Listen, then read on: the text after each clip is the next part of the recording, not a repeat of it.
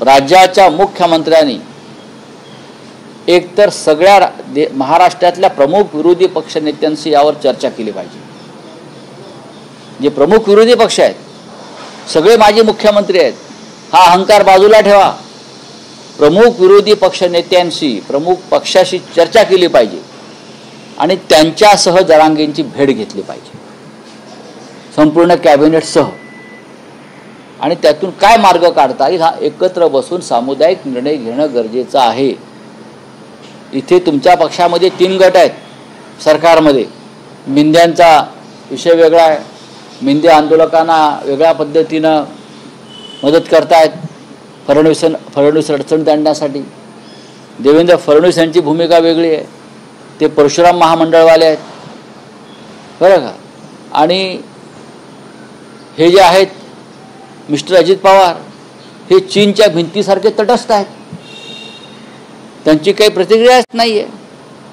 अशा परिस्थितीमध्ये राजकीय इच्छाशक्ती येणार कुठून आणि संविधानामध्ये संविधानाची चौकट बदलणार कशी?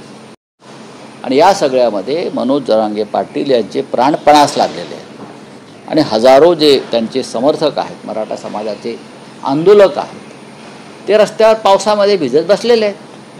महायुती सरकारमधले मंत्री नेते असं म्हणता आहेत की उद्धव ठाकरे यांना मुख्यमंत्री असताना सर्वोच्च न्यायालयात आरक्षण टिकवता आलं नाही, हा एक भाग, आणि मराठा आरक्षणासंदर्भात बोलवलेल्या सर्वपक्षीय नेत्यांच्या बैठकीतही उद्धव ठाकरे उपस्थित नाही। बघा ते असं आहे की आपल्या खांद्यावरचा ढेकून झटकण्याचा हा प्रकार आहे।